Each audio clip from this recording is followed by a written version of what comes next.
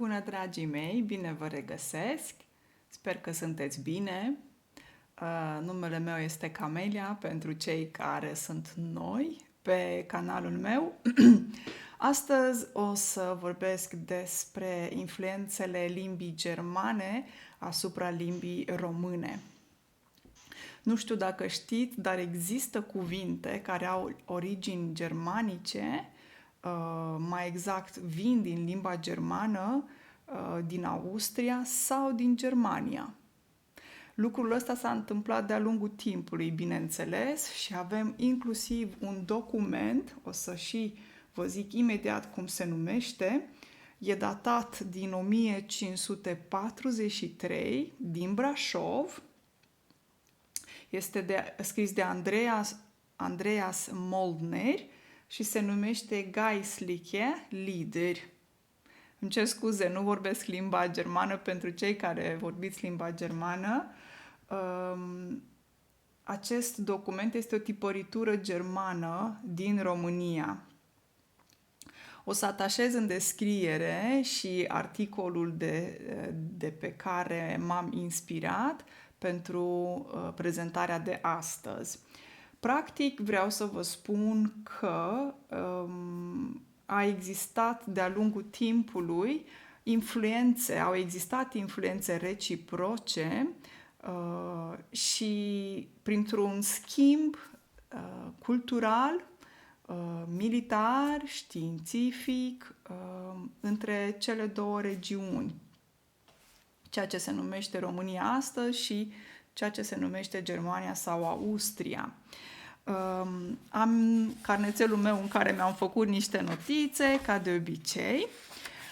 Există un cuvânt care este vechi, este germanic și se folosește sau e moștenit de toate limbile romanice și acest cuvânt este sapo. În românește s-a transformat în săpun. Ce este un săpun? Este ceea ce folosim la baie când ne spălăm pe mâini. Și acest cuvânt a intrat în limba română printr-un contact direct cu germanii stabiliți pe teritoriul țării noastre. Acum, avem mai multe cuvinte germane în limba modernă, de exemplu, germană modernă, sau mai bine spus, în perioada modernă. Răspândirea aceasta în zona României s-a făcut atât printr-o răspândire geografică mai mare, deci pe o extindere mai mare în România, dar și una regională care se găsește în anumite regiuni din România. Și o să intru în detalii imediat. Începând cu Evul Mediu, dacă vorbim de răspândirea asta geografică mai mare,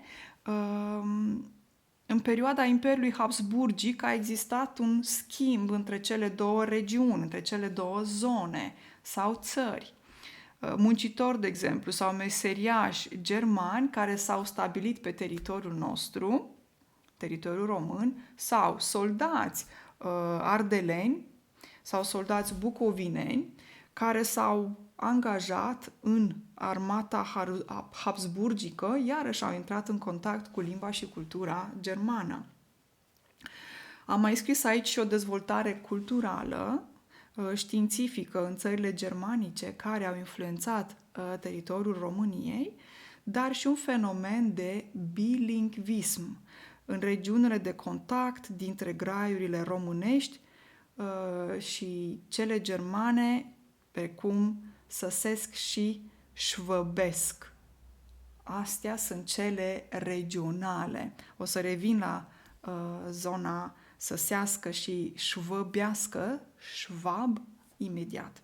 Acum, hai să vedem ce cuvinte avem în limba română care sunt de origine germană. Și aici, în articolul de pe historia.ro, am găsit o clasificare și o să le iau și eu într-o ordine. Dacă vorbim de termeni militari, avem cuvinte precum ofițer sau major, care vin din limba germană. 2. Minerit. Avem cuvinte precum granit, ort, steiger. 3. Din alimentație avem cuvinte precum baiț, cartof, chiflă, cremvuști, griș, halbă, parizer, șnițel, strudel, Schweizer sau șuncă. Din domeniul hainelor, da, haine în limba germană, haine sau vestimentație. Avem pantof, stofă, căptușeală, șliț, șnur, șorț, vestă. Cel puțin câteva dintre ele cred că va fi greu pentru voi să le înțelegeți. O să văd dacă o să reușesc să vă pun câteva ilustrații sau descriere. În descrierea episodului o să găsiți imagini, mai multe detalii legate de aceste cuvinte, cum ar fi căptușeală, de exemplu, sau șliț, sunt foarte specifice. Și am mai scris aici comerț. În comerț avem cuvântul kellner, știm că un kellner lucrează în restaurant, nu? Și vine și te servește cu mâncare. Rabat sau taler. Da? Taler, cuvânt mai vechi în limba română, face referire la bani. În construcții, știm că în limba română avem foarte des cuvântul acesta mașină. Mașină de spălat, mașină de cusut, mașină de spălat rufe, mașină de spălat vase. Cred că cuvântul mașină vine din germană sau franceză, dar un lucru e sigur, cuvântul bohrmașină vine din germană. Șanț, turn, țiglă, șurub, șaibă, matriță. Da? Dacă lucrați în construcție o să recunoașteți aceste cuvinte care au origini germanice. Avem și expresii, da? De exemplu, grădiniță de copii, o expresie cu influențe din limba germană, sau picior plat.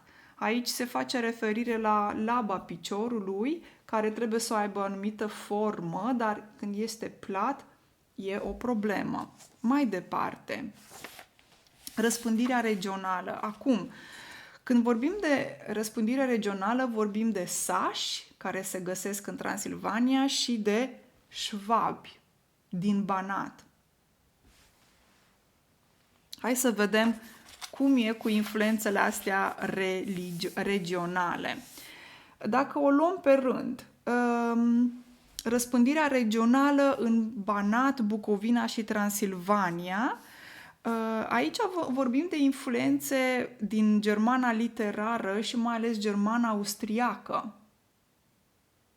Acum, dacă nu știm să identificăm regiunile respective, am găsit pe net, să mă uit din nou, un site, se numește halloromania.ro, o să pun linkul în descriere și mi-a plăcut site-ul. Nu am nicio înțelegere cu ei, dar mi-a plăcut că în meniul de sus, deci în bara de sus, nu în bara de sus, în meniul de sus de pe site, dacă dați click pe regiuni, Transilvania, de exemplu, Bucovina sau Banat, o să vedeți o ilustrație sau o imagine cu România și unde anume sunt aceste regiuni.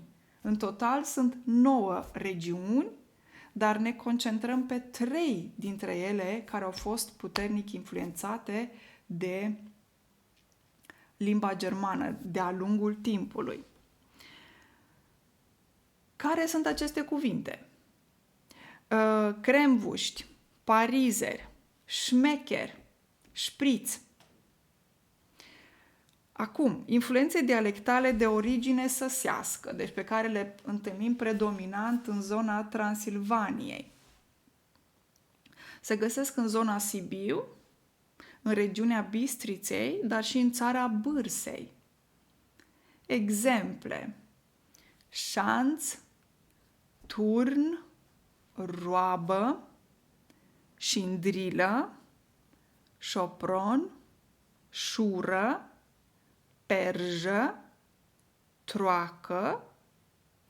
Perjă înseamnă prună. Știu că bunica mea făcea borș cu perje, zicea ea. Prune, e un cuvânt mai vechi. Troacă, de exemplu, e de acolo de unde mănâncă porcii. Porcii mănâncă din troacă. Noi oamenii mâncăm din castron, pe când porcii mănâncă din troacă. Avem și nume de sate, precum Bungard, Gimbav, Lancrăm, sunt cuvinte care sunt la origine săsești. Ok? Influențe dialectale de origine șvăbească, deci în zona Banat. Dacă spunem Banat, spunem Timișoara. În subdialectul bănățean întâlnim următoarele cuvinte. Paur, plec, în germană Bauer, Black. Primul cuvânt înseamnă țăran, al doilea cuvânt înseamnă tablă sau tinichea. Crumpi, în germană Grumbirnen, adică cartofi. Drot, drocht, sârmă. Fruștuc, Frühstück, cred că se zice în germană, și înseamnă în ambele limbi, înseamnă mic dejun. Schlapp înseamnă papuc de casă. Folosim șlapii pe plajă. Paradisă, nu știu dacă știți de cuvântul ăsta, înseamnă o roșie sau o tomată. Raină înseamnă cratiță. Ringlotă, prun sau prună, deci înseamnă atât copacul, arborele, prun, dar și fructul, prună. Speis, cămară de alimente. Țucur înseamnă o bomboană, deci ceva dulce și mic. Deci astea sunt origini svăbești sau din germană austriacă. Acum, o să concluzionez ce am citit pe articolul de pe historia.ro, un articol care este scris de altfel de Marius Sala. Vocabularul românesc de origine germanică a apărut sau s-a implementat în limba română mai ales după secolul al XVIII-lea și a fost preluat atât pe cale scrisă cât și orală. Da? Și principalele domenii ar fi comerț, meserii, obiecte de uz casnic sau alimentație. Și acum, articolul respectiv concluzionează că sunt 561 de cuvinte și 317 derivate românești de la cuvinte de origine germană. Dicționarul limbii române estimează într-un final undeva la 1,77% din totalul cuvintelor de origine germană. Deci nu sunt multe. Nu știu dacă am citit undeva că ar fi cam pe locul 5, pentru că sunt alte influențe mai puternice, cum ar fi latina, cum ar fi franceza, limbile slave, de exemplu, au o influență mai puternică asupra limbii române decât limba germană. O altă concluzie importantă este faptul că aceste cuvinte, cele mai multe, denumesc noțiuni concrete. Deci este ceva concret. Există și un termen mai abstract. În limba română îi spune fleac, în germană Fleck. Substantivele în germană se scriu cu litere mare. Deci Fleck în germană e folosit de cizmarii germani, care înseamnă petic pe încălțăminte. Deci dacă se face o gaură, de exemplu, la pantof, se pune un petec, petic pe încălțăminte. Fleac în limba română înseamnă astăzi ceva lipsit de importanță, foarte mic. E un lucru de mică importanță, insignifiant. E un fleac, lucruri mărunte. Fleacuri. Ok? Un alt lucru despre care am vrut să vorbesc, haideți să vedem dacă mi-am mai scris eu ceva aici. Nu, aici se termină notițele mele. Cuvântul șmecher, probabil că ați auzit de șmecher. Este un cuvânt des întâlnit în limba vorbită. La origine este din germană, se scrie cu S mare și șmecher în limba germană înseamnă un om cu bun gust. Deci este pozitiv. Dar de la origine, de la limba germană, a ajuns în limba română la ceva mai negativ. În limba română, un șmecher este un om foarte șiret, ca o vulpe care știe să se strecoare și e priceput să iasă din tot felul de probleme, de încurcături. O încurcătură înseamnă o problemă. Deci iese cu dibăcie din încurcături. Cu dibăcie este dibaci, înseamnă că este priceput. Se pricepe foarte bine. Cum spuneam, are o conotație negativă.